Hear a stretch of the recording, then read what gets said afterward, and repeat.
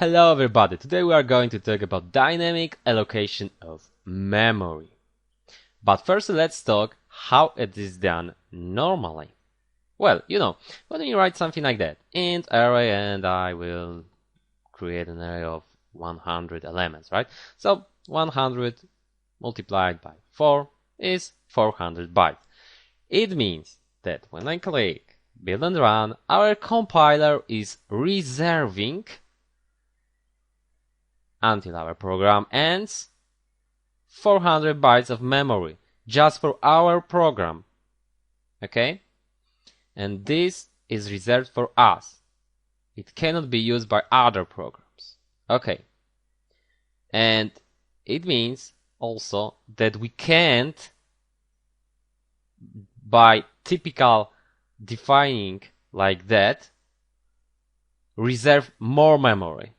We can't reserve, for example, after that, after compiling, after clicking that thing, when our program is running, more memory. But situations like that might happen a lot of times.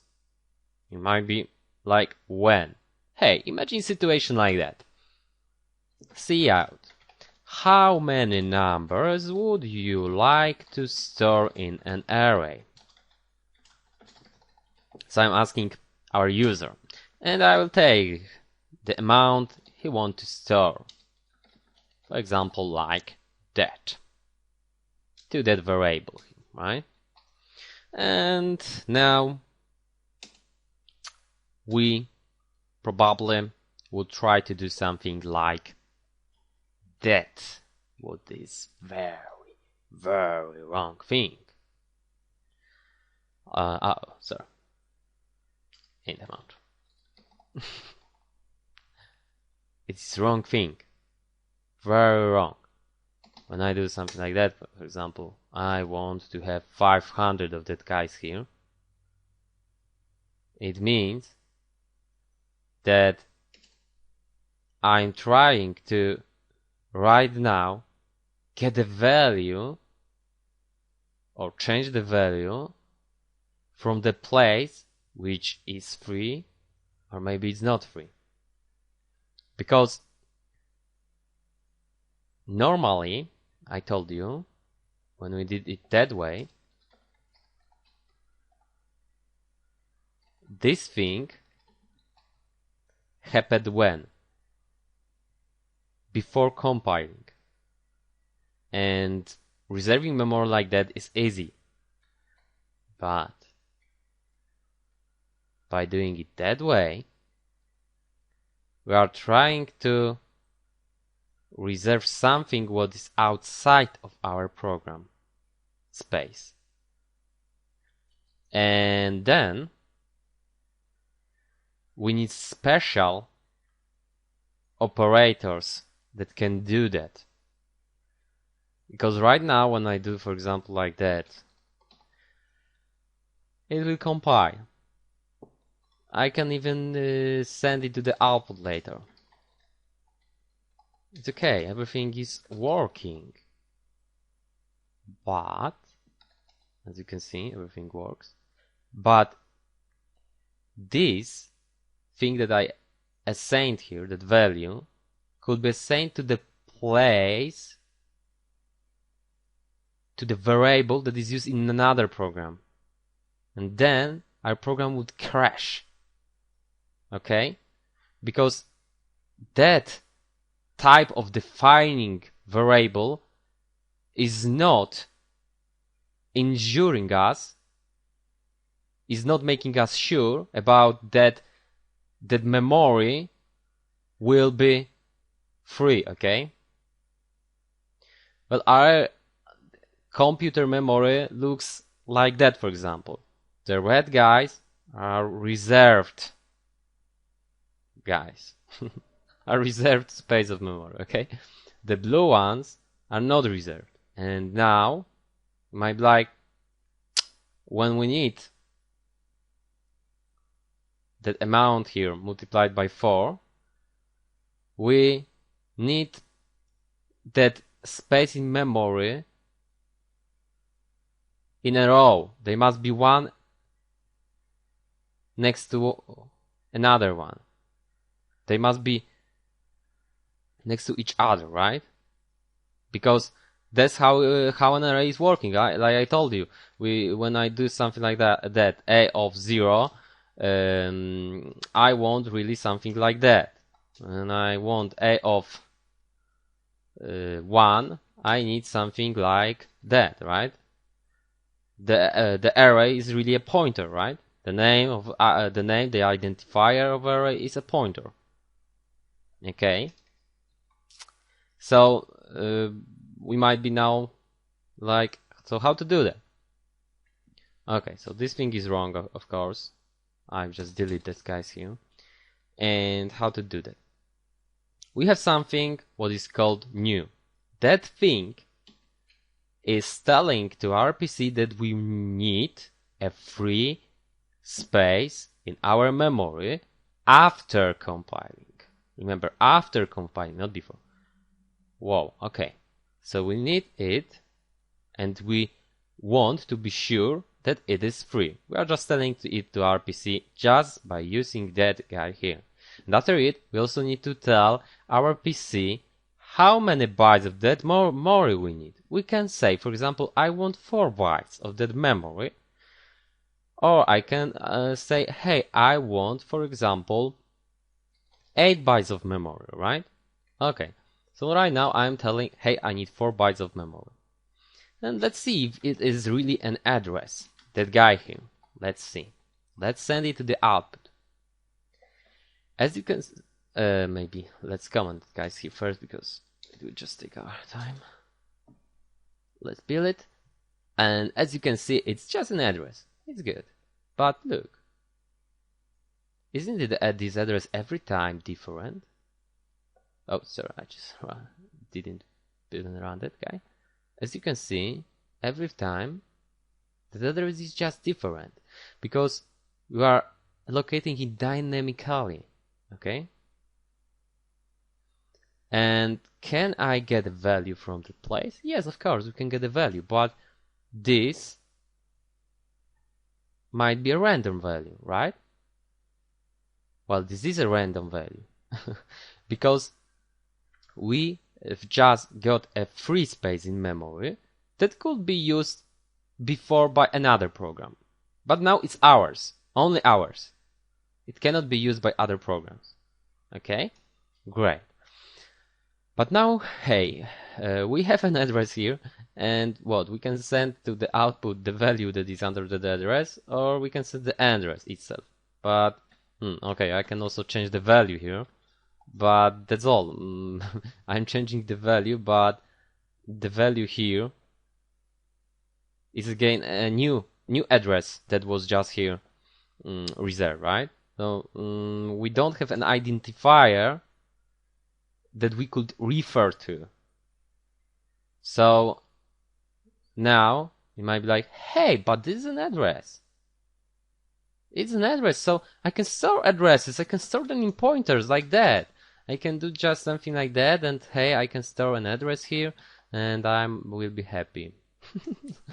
Okay, now I'm storing address in a pointer. So I can send to the output the value that is there. I can also change that value, for example, to 50. Great. Okay, and now I would like to tell you about something very important. When I do something like a local variable, so local variables, I'm reminding you, are being destroyed after meeting the curly closing bracket. That thing here is called static local space, something like that. We could do just something like that. If 50, then it's that. That thing will work without even checking the condition here. So this variable after that curly bracket is not going to be anymore in our program, right?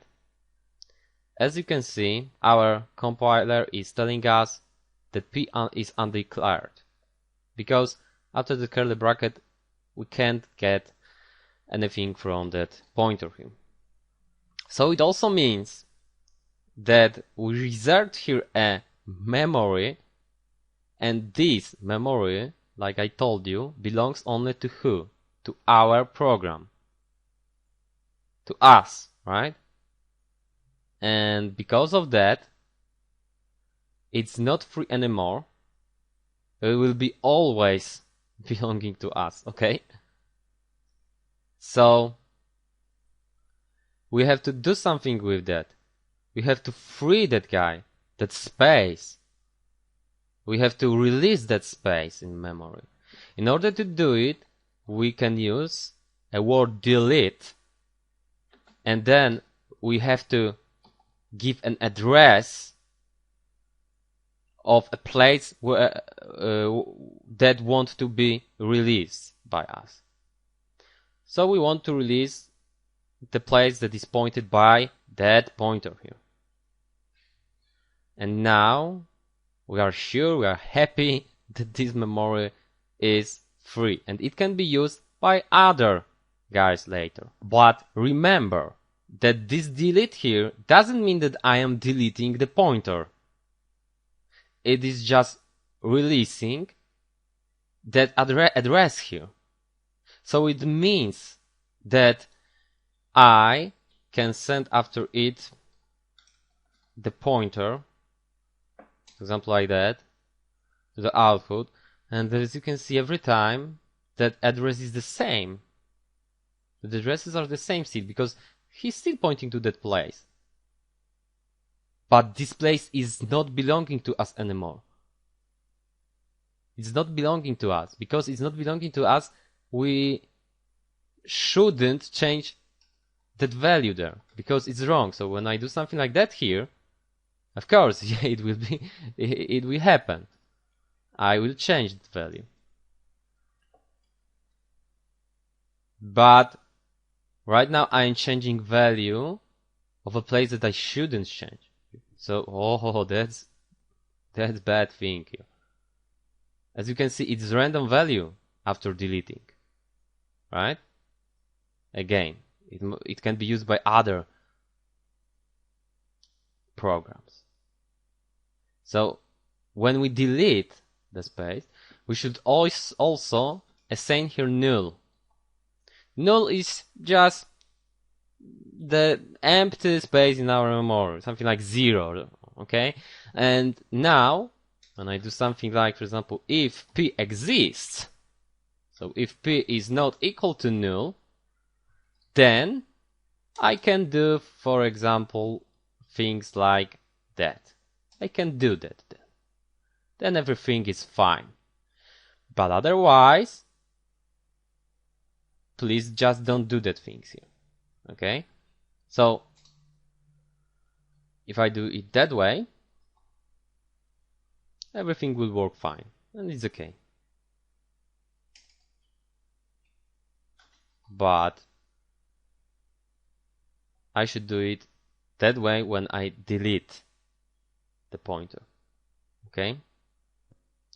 We should also know that after deleting, that pointer here can store another address of another variable. So for example, that guy here, let's assign another value here. I can do something like, hey, okay, now I want to store the address of variable here. And now I can build and run that program. As you can see, I changed that value here also. Look, I can send it to the output here. It's changed. It's okay, everything is working fine. Great. But remember that this operation here is not dynamical reserving of memory, so I don't need to delete that guy here again, right? I don't need to free that memory. I need to free only memory that is reserved dynamically.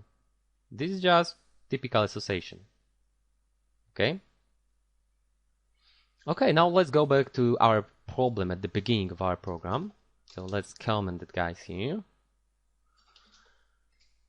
And now let's do the program that we wanted to do at the beginning. So how many numbers would you like to store in an array? I would like to store, for example, 500 of elements. So int, and now I will store it in a pointer equals new int, and here I can also, in the square bracket, tell our PC how many times multiplied by the type I want to have bytes, right? So for example, I will type here 5, so 5 multiplied by 4 means 20, so I want 20 bytes in memory. And the new here operator will return the beginning of that space that was just here reserved. So it will return the address. P will store the address.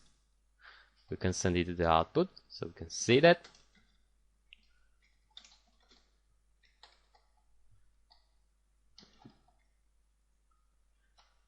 So for example 5, as you can see, here we have an address that is stored.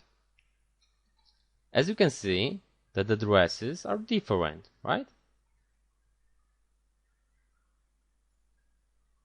They are different every time. Okay. So let's also remember about that I have to delete the space that is reserved by that pointer at the end of the program. Remember always about that. And now we can do, for example, for int I, when I is lower than amount, I plus plus. And let's send to the output cout. Enter the, and let's send to the output which guy, so I plus 1, because here is 0, so 1, 0 plus 1 is 1, and number, and then colon, end line, and let's take that guy here.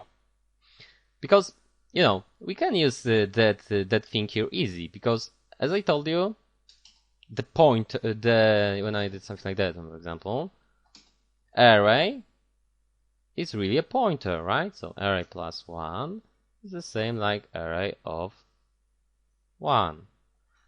And here I have just a pointer to the first element of address. So everything is working fine.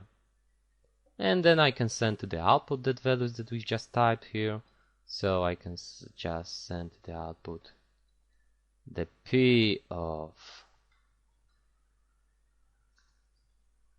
I equals P of I. Now let's compile it. And I will type, for example, 5 numbers, 10, 40, 50, 500. And as you can see, everything is working fine. Great. Okay. But what will happen when I do something like that? I want to reserve that much of memory. This application has requested the runtime terminated in an unusual way. And because, well, we can't get so much memory, right? So we could here try to catch that error, but we'll talk about catching errors in other lessons. We can do something like that. No throw, so it means that we are not going to catch anything because we don't know how to do that. And if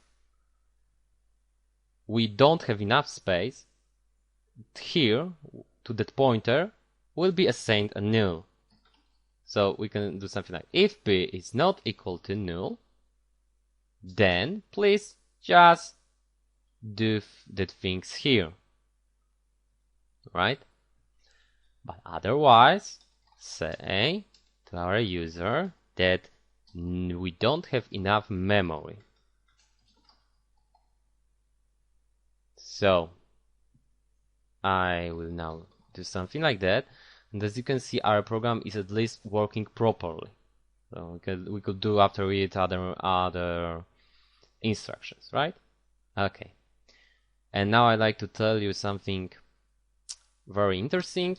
Let's comment that, guys, here as a training. Let's go back to that code here and look. look at that thing. Oh, let's just comment it guys here. Okay. Let's do something like that. We are now reserving that 4 bytes, right? And we are sending to the output the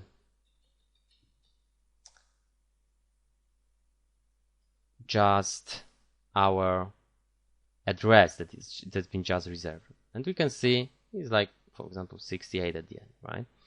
And what if I do something like that? Delete, then P, and I will do something like that, and then again that. As you can see, both times we reserve the same space in memory, because our program remembered that we can store in that place 4 bytes. If I did something like that, it would be a bit different, as you can see from that guy here. But look, now it's the same, but when I don't delete that guy here, as you can see, they are different. Why they are different? Because this thing that was reserved for our program, only for our program, is not free.